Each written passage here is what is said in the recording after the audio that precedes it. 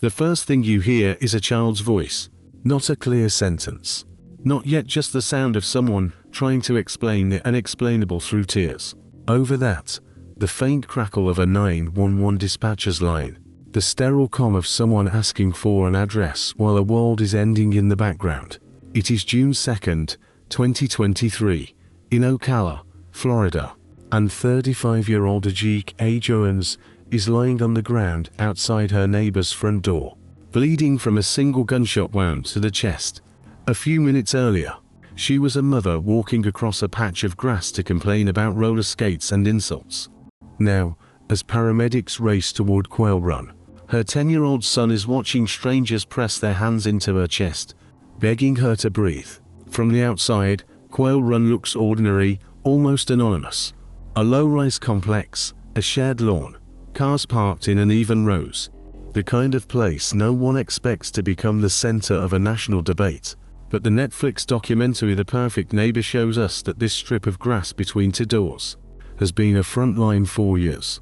Through the unblinking eye of police body cameras, we watch one woman, Susan Louise Lawrence, call the police again and again on the same group of children who belong to Age, and to other black families in the complex.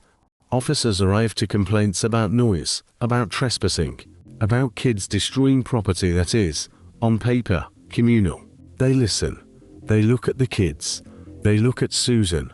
And more than once. They leave without taking the action she clearly wants. Her frustration hardens on camera. Her voice gets louder, sharper, more frantic with each call.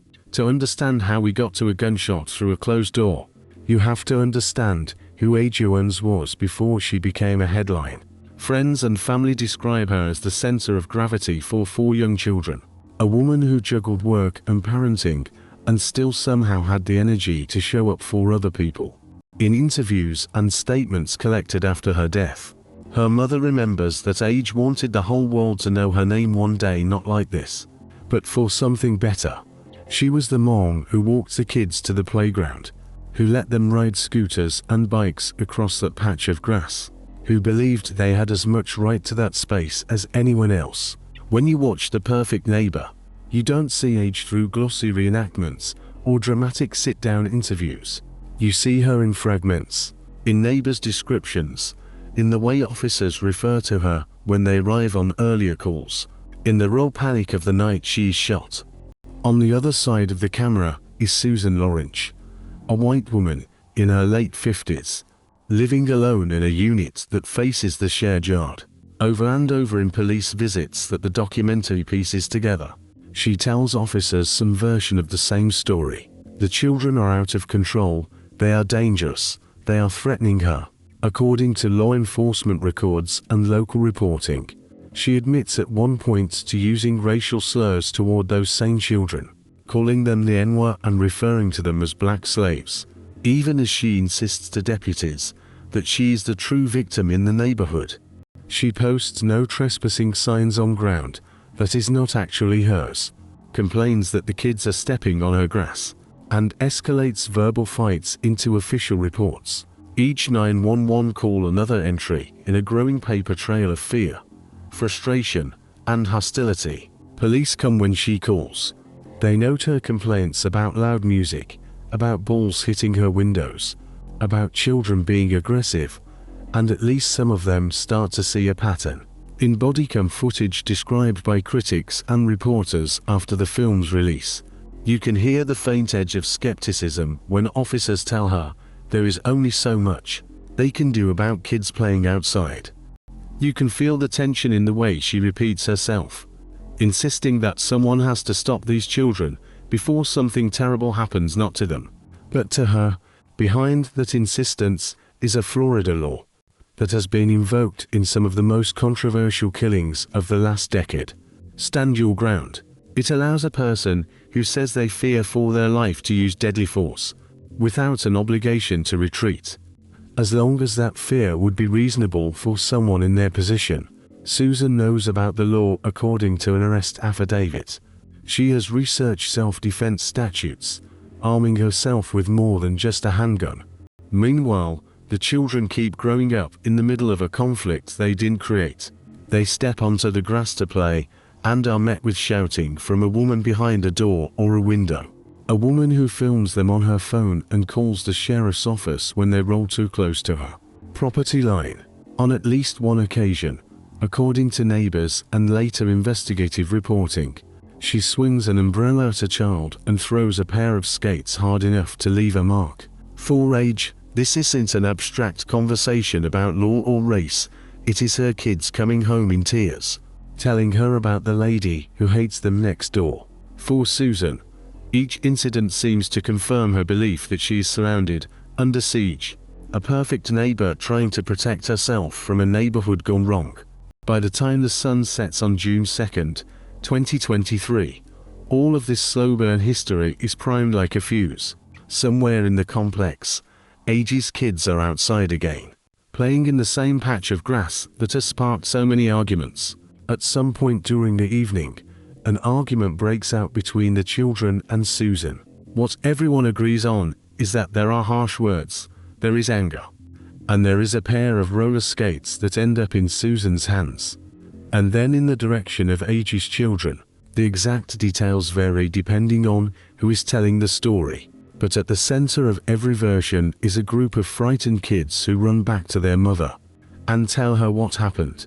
One of them tells her that their neighbor threw something at them. Another repeats the insults, the threats, and that is when Age decides she has had enough.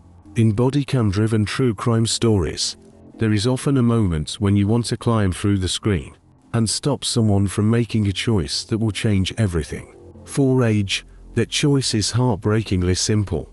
She is going to walk across the grass with her son by her side and knock on the door of the woman who has been tormenting her family. She is a mother looking for an explanation, maybe an apology, and above all a boundary. She has no weapon. She does not force the door. According to investigators and later courtroom testimony, she knocks and calls out, demanding that Susan come outside and talk to her. On the other side of the door, Susan dials 911 yet again, telling the dispatcher that there are people outside, that they are trespassing, that they are banging on her home. The dispatcher tells her to stay inside, to keep the door locked, that deputies are already on their way. Outside, Age keeps knocking. Inside, Susan goes to get her gun. Part 1 ends in that charged space between the last knock and the single, deafening crack of a gunshot. A few minutes later, patrol car cameras will capture the flashing lights and tangled chaos of first responders arriving.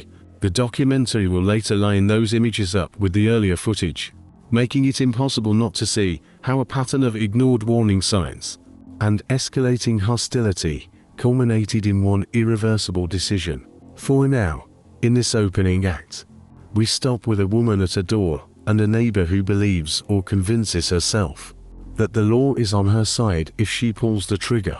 By the time officers' body cameras flicker on, the gun has already been fired.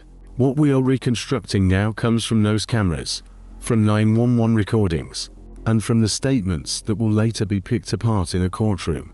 Inside her Ocala home, Susan Lawrence has just pulled the trigger on a .380 caliber handgun, sending a single bullet straight through her solid, closed front door. Outside, in the narrow space between the door and the small concrete stoop, a G-Cage Owen staggers back, hit in the chest. Her 10-year-old son is close enough to see the impact, close enough to see his mother's body fold and drop to the ground. Within seconds, the quiet of an unremarkable Florida evening is shattered by screaming, crying, and the sound of someone frantically asking, "Why would you do that?" On one of the 911 lines still open from that night, a child's voice fights through sobs to tell the dispatcher that the lady next door has shot his mom. On another line, moments earlier, Susan has been telling a different story, that people are pounding on her door, that she's terrified, that they are going to break in and kill her. The dispatcher has told her to stay inside, to keep the door locked, and that deputies are coming. That is the last clear instruction on the tape before the sound no one can take back. The sharp, unmistakable crack of a gunshot echoing through a phone line that was supposed to connect. Frightened caller to help, not to a homicide. When deputies arrive, their body cameras pick up a scene that feels more like a war zone than a quiet residential complex. Age is on the ground, bleeding out on the concrete in front of Susan's door. Neighbors are everywhere, some trying to help, others simply frozen, staring. The children are in shock, including the son who watched his mother fall. The paramedics who arrive after the first wave of law enforcement move quickly. They cut clothing, apply pressure, call in the severity of the wound. Even through the grain of the footage, you can see that age is fading fast. Later, hospital records will confirm what seems inevitable in those frantic minutes. Despite the efforts on the scene and at the emergency room, a G.K. Jones is pronounced dead from a single gunshot wound to the chest. Inside her home, behind that same door, Susan presents herself to the deputies with a very different posture. On camera and in reports, she tells them she was in fear for her life, that she believed Age was going to break through the door and attack her. She points to marks and scuffs and frames them as evidence of an attempted forced entry. She repeats what will become her central claim. She fired in self-defense. From the first interview that night, the language of Florida's stand your ground law is already in the air. Even if she does not quote it directly, she talks about being a woman alone, about prior arguments, about how the children and their mother have terrorized her. For Susan, this is the moment when all those earlier 911 calls become ammunition, proof that she has been telling authorities for months that something bad was going to happen. But as the deputies secure the scene, they also start to take note of details that do not match a classic home invasion narrative. The door is closed, still locked, the deadbolt intact. There are no obvious signs that anyone has tried to force it open. Neighbors tell officers that Age did not have a weapon, that she came to confront Susan verbally, not physically break into the home. The children report that their mother knocked, maybe banged in anger, but did not try to kick in the door or turn the knob. And perhaps most damning, from a self-defense perspective, is the fact that the woman who has just been shot is lying outside, on the porch, not inside the threshold. The bullet came out, Age never got in. In the hours and days immediately after the shooting, those two versions of reality begin to clash in public. On paper, the state of Florida has a stand your ground law that allows a person who reasonably believes they are in imminent danger of death or great bodily harm to use deadly force without any duty to retreat. In practice, that law has been at the center of some of the most polarizing cases in modern American criminal justice, including the killing of Trayvon Martin, when news breaks that a white woman has shot and killed an unarmed black mother through a closed door, and that authorities are not immediately arresting her. The parallels are impossible to ignore. The Marion County Sheriff tells reporters that they have to fully investigate whether stand your ground applies before bringing charges. To many in the community, it sounds like a familiar story. A black life put on hold, while the system weighs how much fear a white shooter is allowed to feel. Age's family does not stay silent.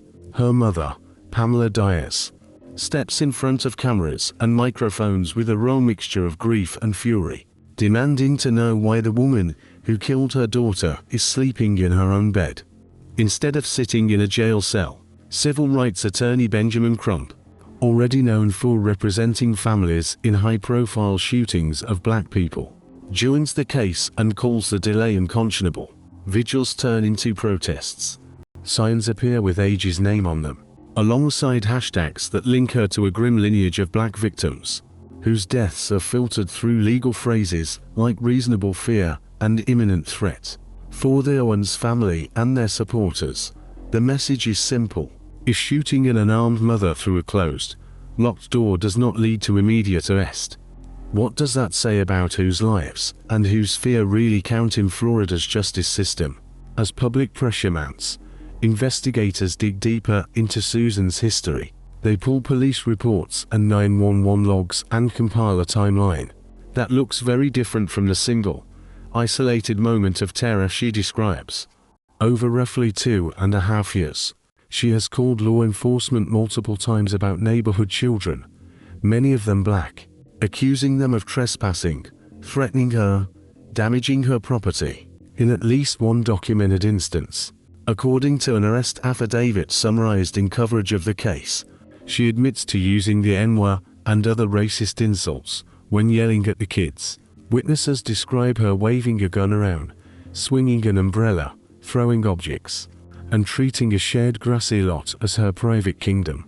When you lay those incidents side by side, as detectives and later the documentary filmmakers do, they paint a picture of someone who has not just been afraid, but angry, not just defensive, but actively hostile. 4 days after the shooting, with the national spotlight intensifying and the evidence file thickening, the sheriff's office finally moves. They arrest Susan Lawrence and charge her not with premeditated murder, but with manslaughter with a firearm, along with counts of culpable negligence, battery, and assault related to her conduct toward the children. At a press conference, the sheriff makes a point of saying that stand your ground does not cover firing a gun through a closed door at someone who is outside and unarmed. In those words, you can hear the line the state is preparing to draw. Whatever Susan may have felt, the law does not recognize her fear as reasonable under these facts. For AJ's family, the arrest is a first step, but the choice of manslaughter instead of murder feels like another compromise, another sign that the system will not fully name what happened on June 2nd for what they believe it was: an unjustified killing rooted in racism and resentment. Months later, when the case finally goes to trial, all of these threads will be woven together in front of a jury. Prosecutors will play the 911 calls, frame by frame the bodycam footage, and walk the panel through the long, ugly history between Susan and the children who shared that strip of grass. The defense will lean hard on fear, on the chaos of that night, on the idea that a middle-aged woman alone in her home, hearing loud banging and angry voices, can make a terrible but understandable decision in a split second. The jury will have to decide which story fits the facts, and what accountability looks like when you fire a gun from a place of panic, prejudice, or both. In part 3, we will step into that courtroom, into the verdict and the 25-year sentence that follows, and into the way the perfect neighbor turns this case into a brutal mirror for American ideas of safety, race, and the weaponization of the law. The courtroom is quiet, but it is not calm. On one side, the family of Ajik Owens sits in a row, her mother clutching a photograph that will never again be updated with a new birthday, a new holiday, a new smile. On the other side, at the defense table, sits Susan Louise Lawrence in a jail uniform, the woman who once called herself the perfect neighbor, now facing the full weight of the state of Florida. It has been more than a year since the night she fired a single shot through her locked front door and killed Age on the front step. In that time, police reports and 911 logs and bodycam clips have been sorted, transcribed, and transformed into evidence. Now it all narrows to this room, to a handful of jurors and a single question: was this self-defense, or was this a crime? Prosecutors take the jury methodically through the story that began long before June 2nd, 2023.